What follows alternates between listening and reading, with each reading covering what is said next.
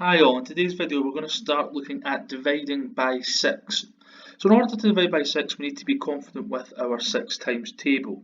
Okay, so you'll see that I've got the 6 times table written out there.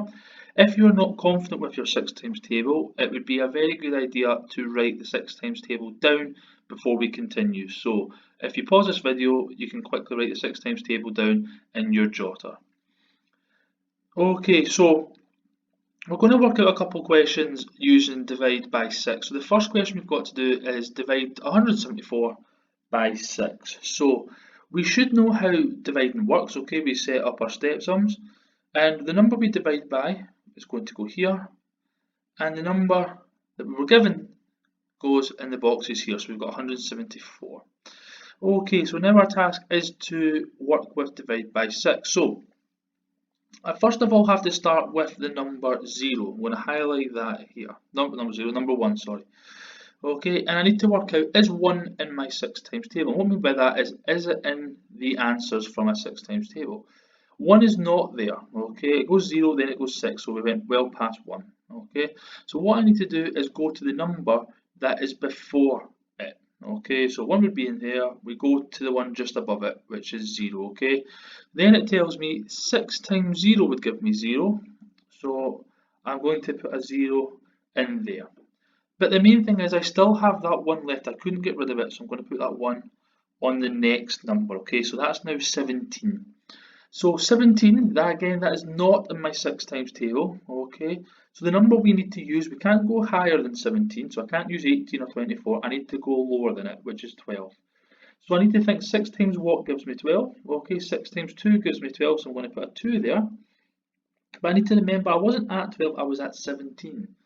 So 12 up to 17 means that there was 5 left, so that means that I am going to put the 5 on the 4. Now I'll look at my 6 times table and say, is 54 in my 6 times table? It is, which is good.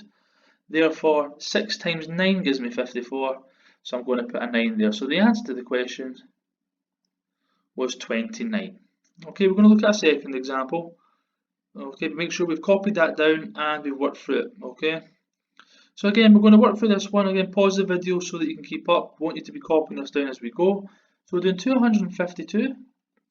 And we're going to divide that by 6. Okay, so again we're thinking of our 6 times table here. So I'm starting off with 2 and I think, is 2 in my 6 times table? And the answer is no. Okay, I need to go up to 0. Okay, 6 times 0 gives me 0, so I've got there. However, because I was at 2 and I had to go down to 0 means we went down 2, I've still got my 2 left there, so I'm now at 25.